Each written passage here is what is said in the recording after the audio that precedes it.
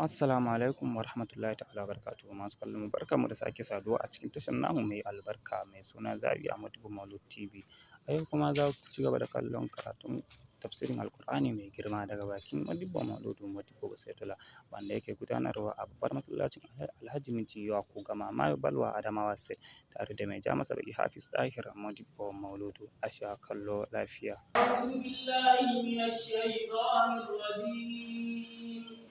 بسم الله الرحمن الرحيم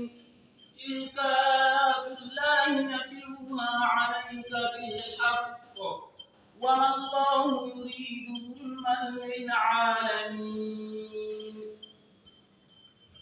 أعوذ بالله من الشيطان الرجيم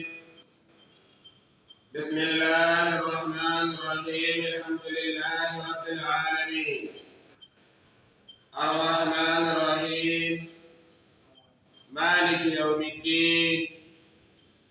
إياك نعبد وإياك نستعين اهدنا الصراط المستقيم صراط الذين أنعمت عليهم غير المغضوب عليهم ولا الضالين اللهم صل على سيدنا محمد الفاتح لما أغلق والخاتم لما سبق ناصر الحق بالحق والهادي إلى صراطك المستقيم وعلى آله حق قدره ومقداره العظيم اللهم افتح لنا ابواب حكمتك وانشر علينا خزائن رحمتك يا ذا الجلال والاكرام سبحان ربك رب العزه عما يصفون وسلام على المرسلين والحمد لله رب العالمين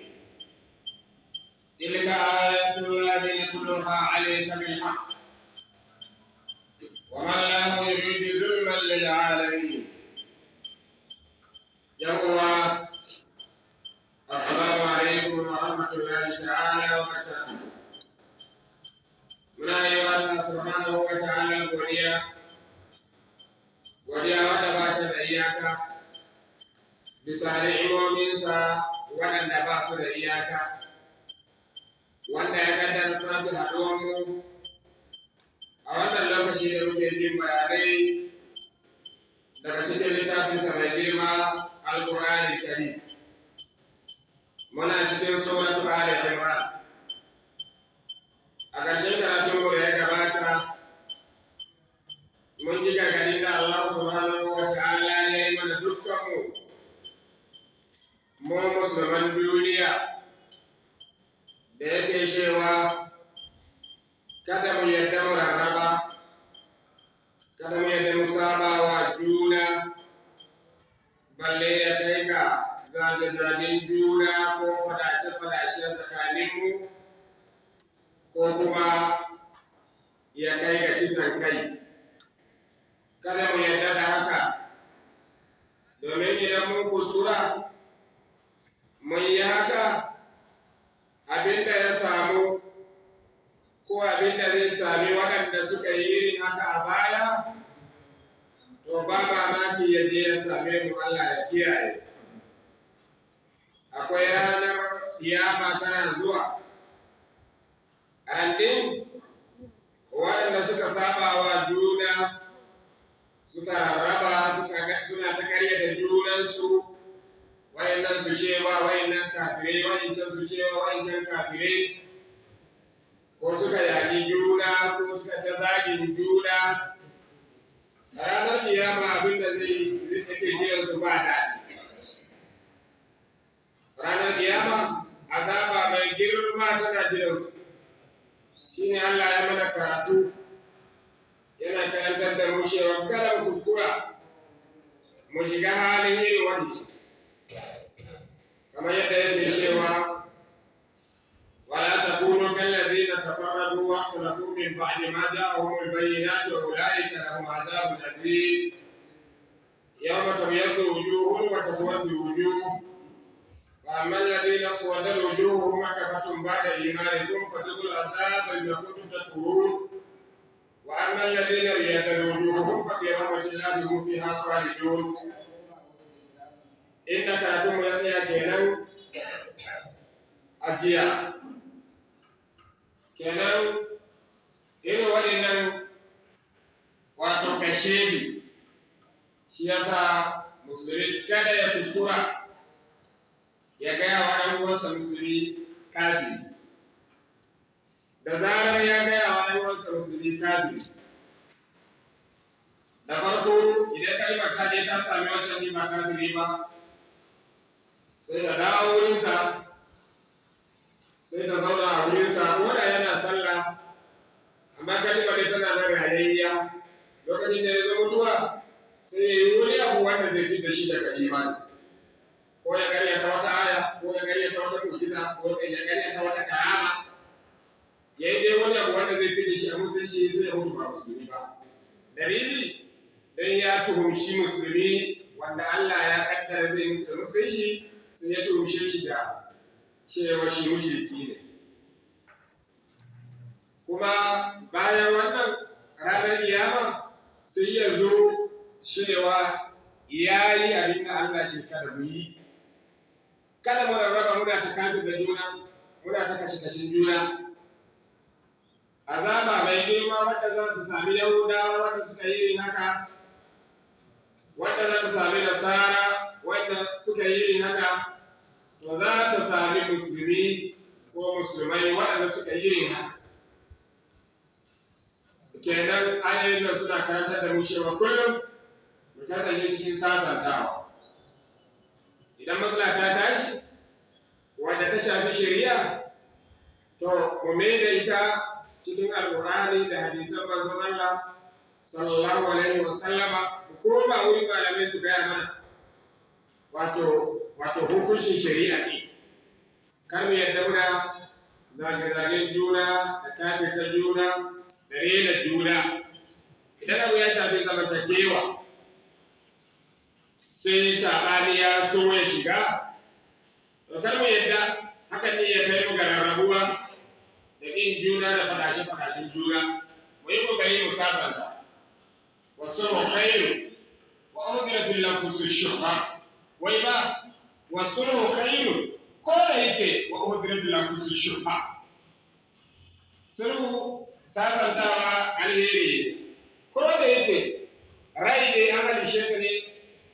da ruwa abin da ake nufi da ruwa a nan shi ne wai rai ba ta so ta saki haƙƙinta don a zauna lafiya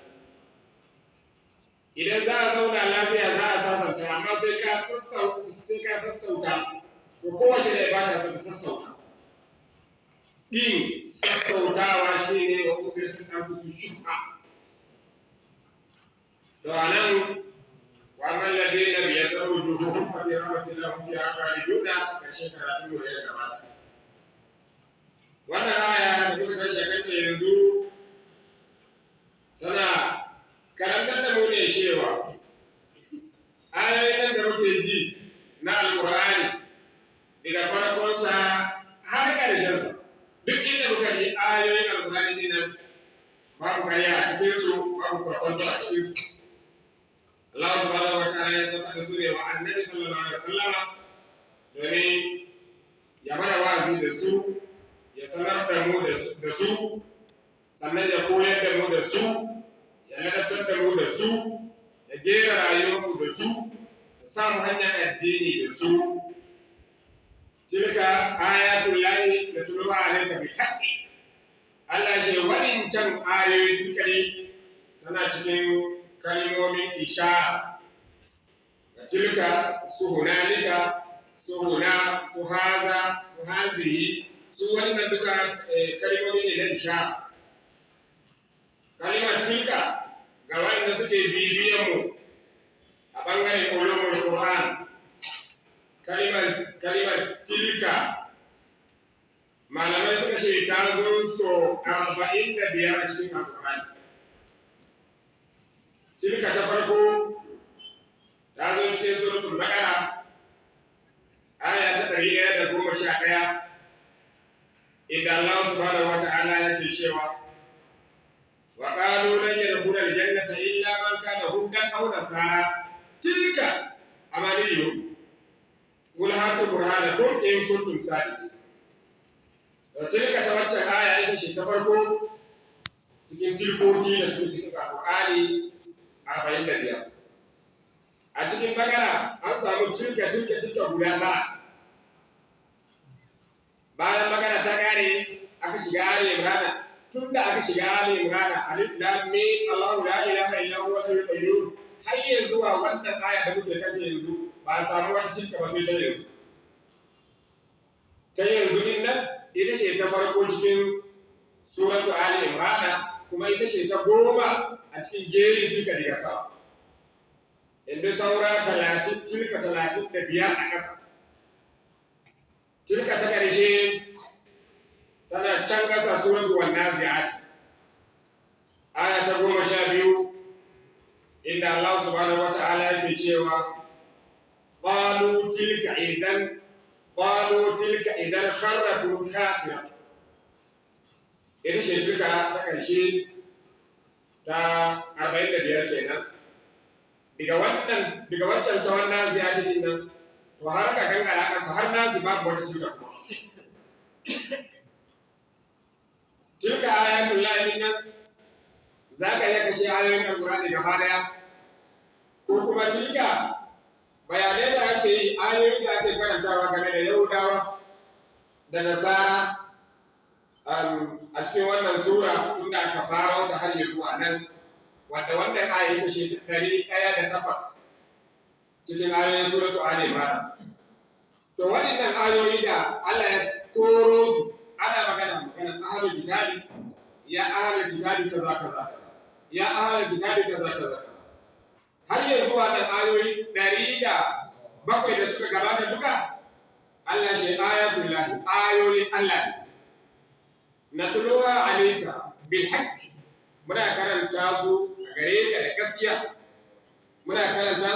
a gare ka da gaskiya, babu gariya cikin Alƙur'ani, babu shakka cikin Alƙur'ani, babu kokoto cikin Alƙur'ani, babu abin da ta shewa inda cikin Alƙur'ani.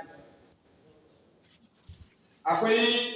wasu hukuncin aya. Masha Allah masu kallon mu, a yau kuma a nan karatunmu zai tsaya. Mun kalli karatun tafsirin Alƙur'ani mai girma kenan daga bakin Modibo Mauludu Modibo Basaitula, tare da mai ja masa baki Hafiz Dahir Modibo Mauludu, wanda yake gudanarwa a farin masallacin Juma'a Alhaji Mijiya Kuga Amma Balwa Adamawa State. Barkanmu, to muna muku godiya, muna kuma ƙara tunatar da ku game da taɓa mana subscribe tare da alamar kararrawa sai mun sake saduwa.